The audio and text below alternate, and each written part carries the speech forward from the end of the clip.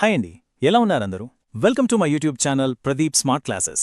ఈరోజు మనం M Laxmikanth's Indian polity బుక్లోని చాప్టర్ 1 హిస్టారికల్ బ్యాక్గ్రౌండ్, తెలుగులో చెప్పాలంటే చారిత్రక నేపథ్యం చూడబోతున్నాం.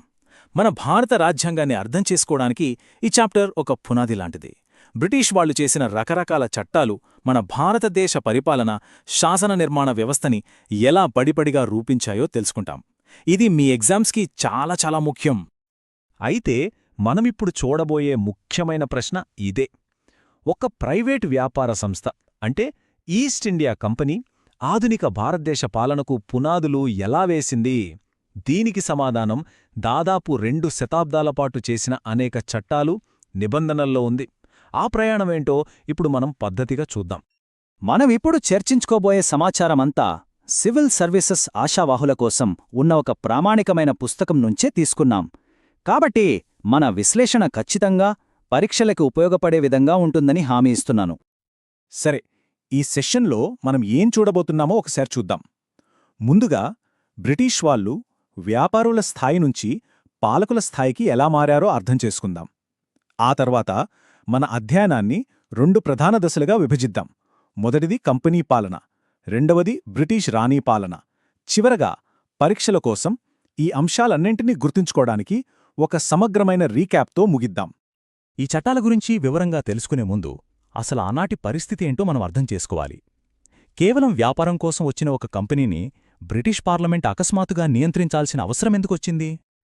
బ్రిటిష్ వాళ్లు 1600లో ఈస్ట్ ఇండియా కంపెనీ పేరుతో కేవలం వ్యాపారం చేసుకోవడానికి వచ్చారు. కాని అసలు కథ 1765లో మొదలైంది. బక్సర్ యుద్ధం తర్వాత ముఘల్ చక్రవర్తి వాళ్లకు దివాణీ హక్కులు ఇచ్చారు. ఇంతకీ దివాణీ అంటే ఏంటి? అంటే రెవెన్యూ, సివిల్ జస్టిస్ మీద పూర్తి హక్కులన్నమాట. ఈ ఒక్క సంఘటనతో కంపెనీ కేవలం వ్యాపారుల నుండి ఒక ప్రాదేశిక శక్తిగా, అంటే బెంగాల్, బీహార్, ఒరిస్సాకు నిజమైన పాలకులుగా మారింది. ఈ కొత్త అధికారంతో విపరీతమైన అవినీతి, అక్రమాలు పెరిగిపోయాయి. దాంతో బ్రిటిష్ పార్లమెంట్ కలుగజేసుకోవాల్సి వచ్చింది. దాని ఫలితమే మన మొదటి చట్టం 1773లో వచ్చింది. ఇప్పుడు మనం మొదటి దశ అంటే కంపెనీ రూల్ గురించి చూద్దాం. 1773 నుండి 1858 వరకు ఉన్న ఈ కాలంలో 2 ముఖ్యమైన విషయాలు జరిగాయి. ఒకటి, శక్తివంతమైన ఈస్ట్ ఇండియా కంపెనీని నియంత్రించడానికి బ్రిటిష్ ప్రభుత్వం చేసిన ప్రయత్నాలు. 2, భారతదేశంలో పరిపాలన, అధికారాన్ని కేంద్రీకృతం చేయడం. Now let us understand the Act, Regulating Act of 1773. అసలు ఈ చట్టం ఎందుకు తీసుకురావాల్సి వచ్చింది అంటే, కంపెనీ అధికారులలో విపరీతమైన అవినీతి, మరోవైపు కంపెనీ తీవ్రమైన ఆర్థిక సంక్షోభంలో ఉండటం. కాబట్టి దీని లక్ష్యం 2 విధాలుగా ఉంది. కంపెనీ కార్యకలాపాలను నియంత్రించడం, భారతదేశంలోని వారి భూభాగాలలో ఒక కేంద్రీకృత పరిపాలనను ప్రవేశపెట్టడం. ఈ చట్టానికి రాజ్యాంగపరంగా చాలా ప్రాముఖ్యత ఉంది.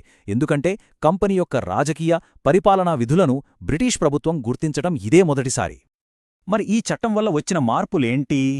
మొదటిది, బెంగాల్ గవర్నర్ పదవిని గవర్నర్ జనరల్ ఆఫ్ బెంగాల్గా మార్చారు.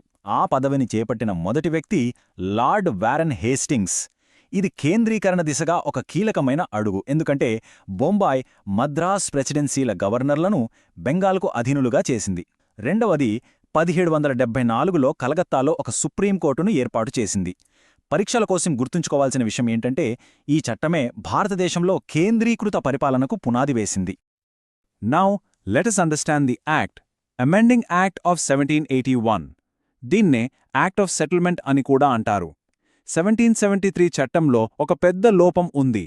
అదేంటంటే, సుప్రీంకోర్టు అధికార పరిధికి, గవర్నర్ జనరల్ కౌన్సిల్ అధికార పరిధికి మధ్య స్పష్టమైన విభజన లేదు. దీనివల్ల తరచుగా అధికార పోరాటాలు జరిగేవి.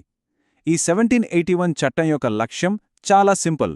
ఆ వివాదాన్ని పరిష్కరించడం, వారి అధికారాలను స్పష్టంగా వేరుచేయడం. ప్రభుత్వ సేవకుల అధికారిక చర్యలను సుప్రీంకోర్టు పరిధి నుండి మినహాయించారు. Now let us understand the Act, Pitt's India Act of 1784.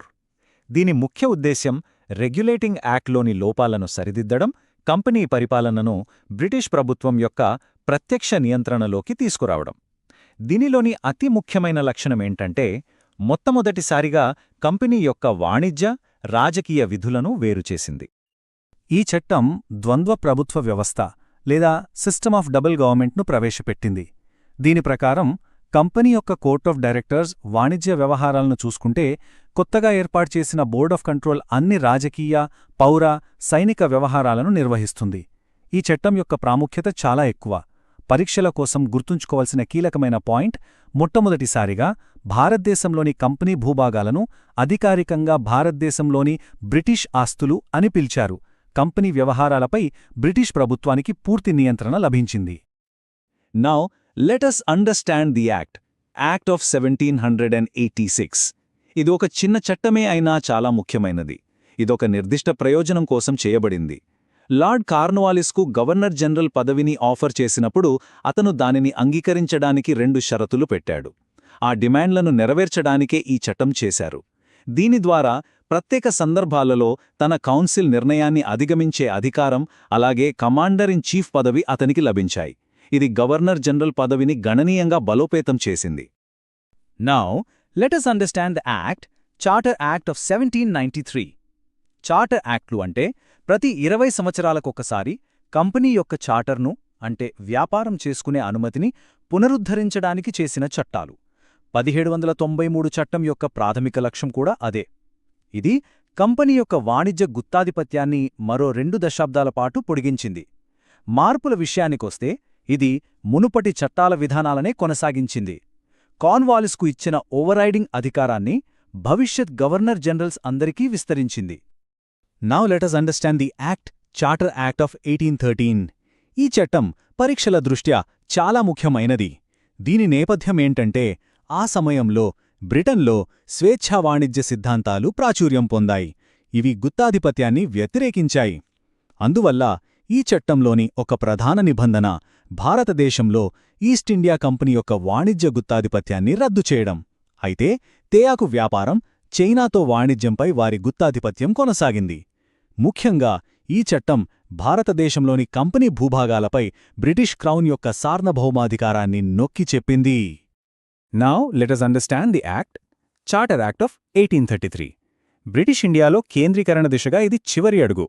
ఇది ప్రవేశపెట్టిన కీలకమైన మార్పు ఏంటంటే, బెంగాల్ గవర్నర్ జనరల్ను గవర్నర్ జనరల్ ఆఫ్ ఇండియాగా మార్చడం. అతనికి అన్ని పౌర, సైనిక అధికారాలను అప్పగించింది. ఈ బిరుదులు పొందిన మొదటి వ్యక్తి లార్డ్ విలియం బెంటింగ్. దీని ప్రాముఖ్యత ఏంటంటే, ఈ చట్టం మొట్టమొదటిసారిగా భారతదేశంలో బ్రిటిష్ వారి ఆధీనంలో ఉన్న మొత్తం భూభాగానికి అధికారం కలిగిన భారత ప్రభుత్వాన్ని సృష్టించింది. అలాగే ఇది ఈస్ట్ ఇండియా కంపెనీ కార్యకలాపాలను ఒక వాణిజ్య సంస్థగా ముగించి దానిని కేవలం పరిపాలన సంస్థగా మార్చింది. Now let us understand the Charter Act of 1853. Charter యాక్ట్ల వరుసలో ఇది చివరిది. పరీక్షల కోసం 2 లక్షణాలు చాలా ముఖ్యమైనవి. ఒకటి, మొట్టమొదటిసారిగా గవర్నర్ జనరల్ కౌన్సిల్ యొక్క శాసన, కార్యనిర్వాహక విధులను వేరుచేసింది. ఇది ఇండియన్ సెంట్రల్ లెజిస్లేటివ్ కౌన్సిల్ అనే ప్రత్యేక శాసన మండలిని సృష్టించింది. ఇదొక మినీ పార్లమెంటుగా పనిచేసింది. రెండవది, సివిల్ సర్వెంట్ల ఎంపిక కోసం ఒక బహిరంగ పోటీ విధానాన్ని ప్రవేశపెట్టింది. అంటే ప్రతిష్టాత్మకమైన ఈ సర్వీస్ ఇప్పుడు భారతీయులకు కూడా అందుబాటులోకొచ్చింది. 1857 సిపాయిల తిరుగుబాటు అనేది బ్రిటిష్ పాలనా పునాదులను కదిలించిన ఒక పెను భూకంపం లాంటిది. దాని పర్యవసానంగా భారతదేశ పాలనా బాధ్యతను బ్రిటిష్ రాణి నేరుగా స్వీకరించాలని నిర్ణయించుకుంది. ఇది మన 2వ దశ, అంటే క్రౌన్ రూల్కు నాంది పలికింది. ఈ యుగంలో కేవలం నియంత్రణ నుండి పరిపాలనలో భారతీయులను భాగస్వామ్యం చేయడం, బాధ్యతాయుతమైన ప్రభుత్వాన్ని నెమ్మదిగా ప్రవేశపెట్టడం వైపు దృష్టి మారింది. ఇది నేరుగా గవర్నమెంట్ ఆఫ్ ఇండియా యాక్ట్ 1858కి దారితీసింది. దీన్నే act for the good government of India అని కూడా పిలుస్తారు. దీని ప్రధాన లక్ష్యం కంపెనీ పాలనను రద్దు చేసి అన్ని అధికారాలను బ్రిటిష్ రాణికి బదిలీ చేయడం. ఇది ద్వంద్వ ప్రభుత్వ వ్యవస్థను రద్దు చేసింది. గవర్నర్ జనరల్ బిరుదును వైస్రాయ్గా మార్చారు. అతను భారతదేశంలో బ్రిటిష్ రాణికి ప్రత్యక్ష ప్రతినిధిగా ఉంటాడు. అలాగే secretary of state for India అనే కొత్త పదవిని సృష్టించారు. అతను బ్రిటిష్ కేబినెట్ సభ్యుడు. భారత పరిపాలనపై పూర్తి అధికారం అతనికిచ్చారు. Now let us understand the Indian Councils Act of 1861. 1857 తిరుగుబాటు తర్వాత పరిపాలనలో భారతీయుల సహకారం తీసుకోవాల్సిన అవసరం ఉందని బ్రిటిష్ వాళ్లు భావించారు. ఈ చట్టం 2 కారణాల వల్ల ఒక మైలురాయి. ఒకటి, వైస్రాయ్ తన విస్తరించిన శాసన మండలికి కొంతమంది భారతీయులను అనధికారిక సభ్యులుగా నామినేట్ చేయడం ద్వారా ప్రతినిధిత్వ సంస్థలకు నాంది పలికింది. 2 బాంబే మద్రాస్ ప్రావిన్సులకు శాసనాధికారాలను పునరుద్ధరించడం ద్వారా వికేంద్రీకరణ ప్రక్రియను ప్రారంభించింది. అలాగే పోర్ట్ఫోలియో సిస్టమ్ను ప్రవేశపెట్టింది. దీని ప్రకారం వైస్రాయ్ కౌన్సిల్లోని ఒక సభ్యునికి 1 లేదా అంతకంటే ఎక్కువ శాఖల బాధ్యతను అప్పగించారు. ఇదే మన ఆధునిక క్యాబినెట్ వ్యవస్థకు ఆధారం. Now, let us understand the Act, Indian Councils Act of 1892. ఈ చట్టం పరిణామ ప్రక్రియను కొనసాగించింది. ఇది కేంద్ర, రాష్ట్ర శాసన మండలిలలో అనధికారిక సభ్యుల సంఖ్యను పెంచింది. మరింత ముఖ్యంగా ఈ మండలుల విధులను పెంచింది. బడ్జెట్పై చర్చించే అధికారం, కార్యనిర్వాహక వర్గాన్ని ప్రశ్నలు అడిగే అధికారం వీరికిచ్చింది. ఇది ఎన్నిక అనే పదాన్ని నేరుగా ఉపయోగించకపోయినా కొన్ని అనధికారిక స్థానాలను భర్తీ చేయడంలో పరోక్ష ఎన్నికల వినియోగానికి పరిమిత నిబంధనను కల్పించింది. Now, let us understand the Act, Indian Councils Act of 1909. ఇది మార్లేమెంటో సంస్కరణలుగా ప్రసిద్ధి చెందింది. మీ పరీక్షలకు ఇది చాలా ముఖ్యం. దీని అత్యంత వివాదాస్పదమైన ముఖ్యమైన లక్షణం ముస్లింల కోసం ప్రత్యేక నియోజకవర్గాలను ప్రవేశపెట్టడం. దీని అర్థమేంటి అంటే ముస్లిం సభ్యులను కేవలం ముస్లిం ఓటర్లు మాత్రమే ఎన్నుకోవాలి. ఈ చట్టం మతతత్వాన్ని చట్టబద్ధత కల్పించిందని చాలామంది భావిస్తారు. ఈ కారణంగా అప్పటి viceroy Lord Minto father of the communal ఎలక్టోరేట్గా పిలువబడ్డాడు. Now let us understand the Act, Government of India Act of 1919. దీన్నే మాంటేగు చెమ్స్ఫర్డ్ సంస్కరణలు అని కూడా అంటారు. భారతదేశంలో బాధ్యతాయుతమైన ప్రభుత్వాన్ని పడిపడిగా ప్రవేశపెట్టడం దీని లక్ష్యం. దీనిలోని అత్యంత సంక్లిష్టమైన నిర్వచించే లక్షణం ప్రావిన్సులలో డయార్కీ అంటే ద్వంద్వ ప్రభుత్వ వ్యవస్థను ప్రవేశపెట్టడం. ప్రావిన్సుల సబ్జెక్టులను 2 జాబితాలుగా విభజించారు. ట్రాన్స్ఫర్డ్ సబ్జెక్టులు అంటే విద్య, ఆరోగ్యం వంటివి గవర్నర్ శాసనమండలికి బాధ్యత వహించే మంత్రుల సహాయంతో పరిపాలిస్తారు. రిజర్వ్ సబ్జెక్టులు అంటే ఫైనాన్స్, పోలీస్ వంటివి గవర్నర్, అతని కార్యనిర్వాహక మండలి శాసనసభకు బాధ్యత వహించకుండా పరిపాలిస్తారు. 1919 చట్టం మరికొన్ని పెద్ద మార్పులను కూడా తీసుకువచ్చింది. మొట్టమొదటిసారిగా ఇది కేంద్రంలో ద్విసభా విధానాన్ని అంటే 2 సభలతో కూడిన శాసనసభను ప్రవేశపెట్టింది. దేశంలో ప్రత్యక్ష ఎన్నికలను కూడా ప్రవేశపెట్టింది. అయితే ఓటు హక్కు చాలా పరిమితంగా ఉండేది. ఇది సిక్కులు, ఇండియన్ క్రిస్టియన్లు, ఆంగ్లో ఇండియన్లు, యూరోపియన్లకు ప్రత్యేక నియోజకవర్గాల సూత్రాన్ని మరింత విస్తరించింది. అలాగే 1926లో పబ్లిక్ సర్వీస్ కమిషన్ ఏర్పాటుకు కూడా ఇది దారితీసింది. Now let us understand the Act, Government of India Act of 1935. ఇది చాలా సుదీర్ఘమైన, వివరణాత్మకమైన పత్రం. ఇది స్వతంత్ర భారతదేశ రాజ్యాంగానికి ప్రధాన బ్లూ ప్రింట్గా మారింది. దీని లక్ష్యం అఖిల భారత సమాఖ్యను ఏర్పాటు చేయడం. ఇది ప్రావిన్సులలో సంక్లిష్టమైన డయార్కీ వ్యవస్థను రద్దు చేసి దాని స్థానంలో ప్రాంతీయ స్వయం ప్రత్యత్తిని ప్రవేశపెట్టింది. దీనితో ప్రావిన్సులు చాలా వరకు స్వయం పరిపాలనా యూనిట్లుగా మారాయి. ఈ చట్టంలో చాలా కీలక నిబంధనలు ఉన్నాయి. ఇది కేంద్రం, ప్రావిన్సుల మధ్య అధికారాలను 3 జాబితాలుగా విభజించింది: federal list, provincial list, concurrent list. ఈ నిర్మాణాన్నే మనం ఈరోజు కూడా పాటిస్తున్నాం. ఇది కరెన్సీ, క్రెడిట్ను నియంత్రించడానికి రిజర్వ్ బ్యాంక్ ఆఫ్ ఇండియాను, అలాగే 1937లో ఏర్పాటు చేయబడిన ఫెడరల్ కోర్టును స్థాపించింది. ఇది ఓటు హక్కును కూడా విస్తరించింది. మొత్తం జనాభాలో సుమారు 10% ఓటు హక్కును కల్పించింది. Now, let us understand the final act, Indian Independence Act of 1947. ఈ చట్టం భారతదేశ సుదీర్ఘ స్వాతంత్ర్య పోరాటానికి ముగింపు పలికింది. ఇది బ్రిటిష్ ఇండియాను విభజించే ప్రణాళికను అధికారికంగా అమలు చేసింది. దీని లక్ష్యం బ్రిటిష్ పాలనను అంతం చేసి ఆగస్ట్ 15, 1947 నుండి భారతదేశాన్ని స్వతంత్ర సార్వభౌమ రాజ్యంగా ప్రకటించడం. ఇది భారతదేశం, పాకిస్తాన్ అనే 2 స్వతంత్ర డొమినియన్లను సృష్టించింది. వీటికి బ్రిటిష్ కామన్వెల్త్ నుండి విడిపోయే హక్కు కూడా ఉంది. 1947 చట్టం వాయిస్రాయ్ పదవిని రద్దు చేసింది. 2 కొత్త దేశాల రాజ్యాంగ సభలకు తమకు నచ్చిన రాజ్యాంగాన్ని రూపొందించుకుని ఆమోదించే అధికారాన్ని ఇచ్చింది. అలాగే సంస్థానాలకు 2 డొమినియన్లలో ఏదో ఒకదానిలో చేరడానికి లేదా స్వతంత్రంగా ఉండటానికి స్వేచ్ఛను మంజూరు చేసింది. సరే, ఇప్పుడు ఈ మొత్తం ప్రయాణాన్ని మనం పూర్తి చేశాం కాబట్టి పరీక్షల కోసం ముఖ్యమైన మైలురాళ్లను, వాటి రాజ్యాంగ వారసత్వాన్ని ఒకసారి సింహావలోకనం చేద్దాం. చూశారుగా, ఈ 174 ఏళ్ల పరిణామం ఎంత స్పష్టంగా ఉందో. ఈ క్రమాన్ని గమనించండి. ఇది 1773లో కేంద్రీకృత పరిపాలన కోసం చేసిన మొట్టమొదటి ప్రయత్నంతో మొదలవుతుంది.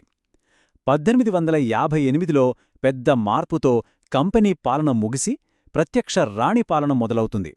ఇది 1861లో భారతీయులను పాలనలో భాగస్వామ్యం చేయడానికి వేసిన మొదటి జాగ్రత్త అడుగులకు దారితీస్తుంది. ఆ తర్వాత 1909లో విభజనకారి ప్రత్యేక నియోజకవర్గాలను ప్రవేశపెట్టడం, 1919లో డయార్కీ వంటి బాధ్యతాయుత ప్రభుత్వ ప్రయోగాలు, చివరికి మన రాజ్యాంగానికి సమగ్ర బ్లూప్రింట్ అయిన 1935 చట్టంతో ముగుస్తుంది. సరే, ఇప్పుడు పరీక్షల కోసం దీన్ని 5 ప్రధానాంశాలుగా విభజిద్దాం. మొదటిది 1773లో ప్రారంభమైన కేంద్రీకృత పరిపాలన యొక్క పడిపడి అయిన పరిణామం. రెండవది 1853లోని మినీ పార్లమెంట్తో ప్రారంభమైన మన ఆధునిక పార్లమెంట్ల మూలాలు, అంటే మొదటి శాసనమండలులు. మూడవది 1861లో ప్రవేశపెట్టిన పోర్ట్ఫోలియో సిస్టమ్. ఇది మన ఆధునిక క్యాబినెట్ ప్రభుత్వానికి ఆధారం. నాలుగవది 1892లో పరోక్షంగా ప్రారంభమై 1919లో ప్రత్యక్షంగా మారిన ఎన్నికల సూత్రం. చివరిగా గవర్నమెంట్ ఆఫ్ ఇండియా యాక్ట్ 1935 అందించిన రాజ్యాంగ బ్లూప్రింట్. ఇది మనల్ని చివరి అత్యంత కీలకమైన పాయింట్కు తీసుకువస్తుంది. దీన్ని గుర్తుంచుకోండి. ఈ చట్టాలు కేవలం గుర్తుంచుకోవాల్సిన చారిత్రక సంఘటనలు కావు. ఇవి భారత రాజ్యాంగమనే అద్భుతమైన నిర్మాణానికి పునాది స్తంభాలు, తంగి అడుగువేసి కట్టిన పునాదులు. ఓకే అండి, మీకు ఈ వీడియో నచ్చింది అని అనుకుంటున్నాను. ఈ వీడియో మీకు ఉపయోగపడితే ప్రదీప్ స్మార్ట్ క్లాసెస్ ఛానల్ను సబ్స్క్రైబ్ చేయండి, పక్కనే ఉన్న బెల్ ఐకాన్ను నొక్కండి, లైక్ చేయండి, మీ ఫ్రెండ్స్ అండ్ ఫ్యామిలీ మెంబర్స్తో షేర్ చేయండి. ధన్యవాదాలు. Thank you.